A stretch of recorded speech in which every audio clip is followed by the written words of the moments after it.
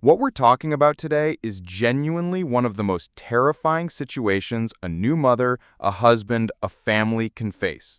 We're talking about Erin Bates from the Bringing Up Bates family and the absolutely harrowing health crisis she has been battling since the birth of her seventh child. This isn't just a story about a difficult recovery. This is a story about staring into the abyss, about a husband watching the love of his life fade, and about the sheer, unbelievable strength it takes to fight your way back. And the good news, the glimmer of light we're starting with, is that she is, according to her husband Chad, on the mend. But I need you to understand, when we say on the mend, we're not talking about getting over the flu. We're talking about taking the first shaky steps back from the very edge of a cliff. Her husband Chad Paine put out a statement that really just lays the gravity of the situation bare. He said, "Recovery is not fast or easy, but we are deeply thankful for every small step forward." Let's just pause on that for a second. Not fast or easy. That's the reality behind the smiling family photos we so often see. The grit, the pain, the slow, agonizing process of healing when your body has been through a war. And for Erin, it truly has been a war. Chad continues, and this is the part that as a human being just hits you right in the chest. He wrote, "It has completely broken my heart to watch my Erin walk through such pain." He doesn't just say it was hard or it was sad. He uses the words completely broken my heart. That is a visceral, shattering kind of pain.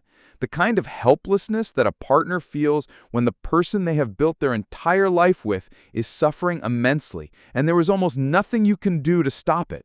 You can hold their hand, you can pray, you can be there, but you can't take the pain away. And that feeling of powerlessness is a unique and profound kind of torture. I can't even begin to imagine the nights he must have spent just watching her, hoping, praying for a sign that she was turning a corner. But then he gives us a glimpse into Erin's character, into the core of who she is, even in the midst of this agony. He says, "Yet to see her lifting her voice in praise to the Lord in the midst of it has been nothing short of inspiring." Now, regardless of your personal beliefs, you have to respect that level of fortitude.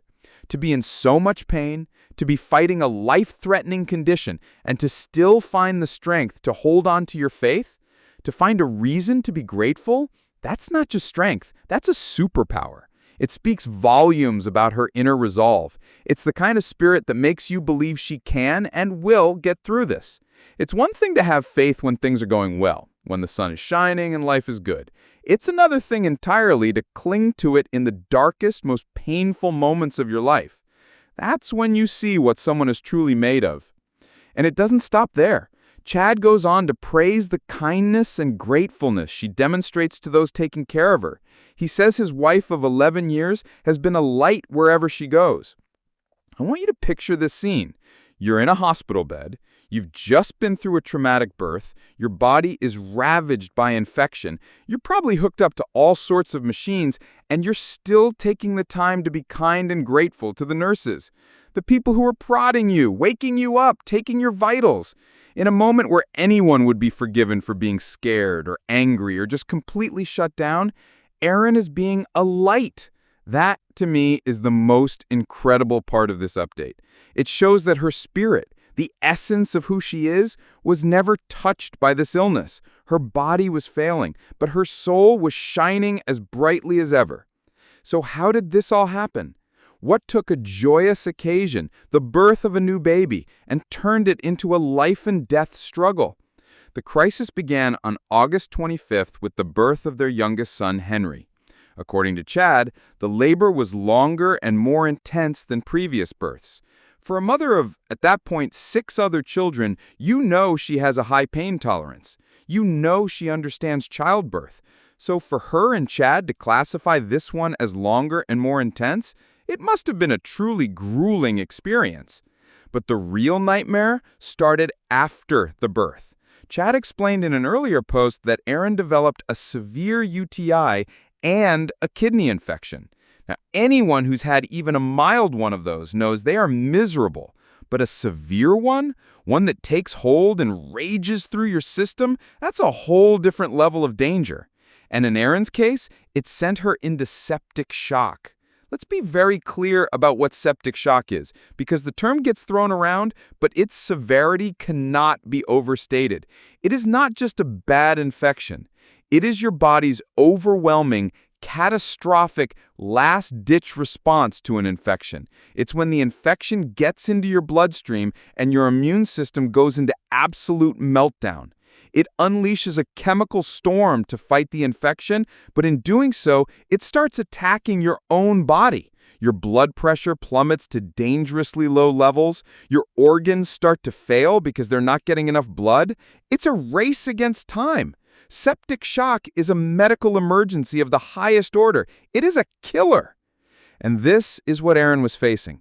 The 34-year-old was admitted to the ICU, the intensive care unit. You don't go to the ICU unless you are critically ill. And Chad described the scene there, saying she spent hours only half conscious. Can you even begin to wrap your head around that?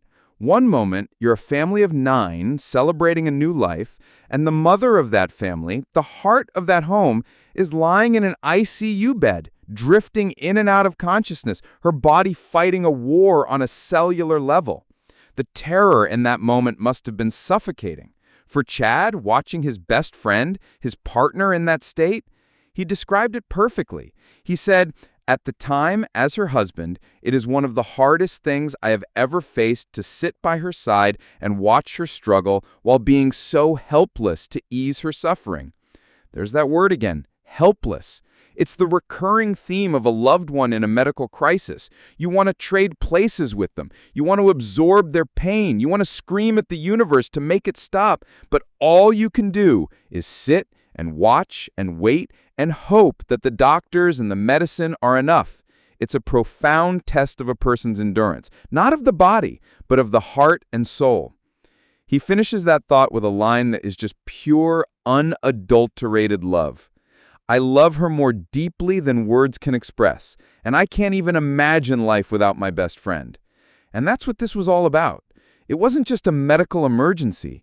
It was the potential end of a life, the end of a partnership, the end of a family as they knew it. The thought of raising 7 children without their mother, of Chad having to go on without his best friend, it's unthinkable. And for a period of time, that unthinkable reality was a terrifying possibility hanging over their heads in that ICU room. Every beep of a machine, every visit from a doctor must have felt like a lifetime. But let's bring it back to the present, to the hope. They are now in a new chapter. The article says she's been transferred to a new hospital, and this is key. Chad notes that there's a new team of doctors who are working together to help her improve. This is a huge development. It signifies a new phase of recovery. It suggests that she's stable enough to be moved and that they're now focused on the long-term healing plan. A new team means fresh eyes, new strategies, and a collaborative effort to figure out the best path forward. That has to be an incredible relief for both of them, to feel like they have a dedicated team fighting in their corner.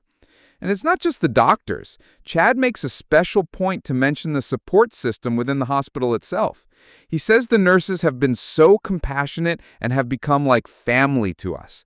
Never, ever underestimate the power of a compassionate nurse. They're the frontline soldiers in these battles. They're the ones there in the middle of the night, the ones who offer a kind word, the ones who see the patient not just as a collection of symptoms, but as a person.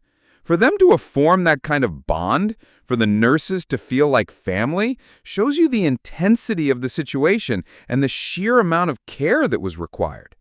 It also, again, speaks to Erin and Chad's character, that even in their darkest hour, they were able to connect with and appreciate the people helping them. Of course, hanging over all of this is the reality of their life back home. He adds that he and Erin missed their babies more than words can say. And this just adds another layer of heartbreak to the whole ordeal. She just gave birth to baby Henry, and she's been robbed of those precious first weeks.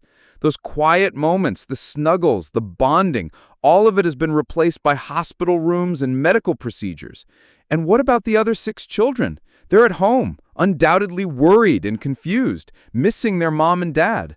A family unit that large and that close-knit is like its own ecosystem. And right now, the center of that ecosystem is in a fight for her life miles away. The strength it must take for them to stay focused on her recovery while their hearts are breaking for their children is just immense. So as we look at this whole story, what do we see? We see the fragility of life, how quickly everything can change. We see the terror of a medical system pushed to its limits and a body pushed even further. But more than that, I see a story of incredible resilience. I see the story of a husband's unwavering devotion and a wife's unbreakable spirit. I see the power of faith, not as a magic wand that prevents bad things from happening, but as an anchor that holds you steady in the middle of the storm. My personal opinion? I am genuinely in awe of their strength. It's easy to be cynical in this world, but when you read about someone like Erin being a light and showing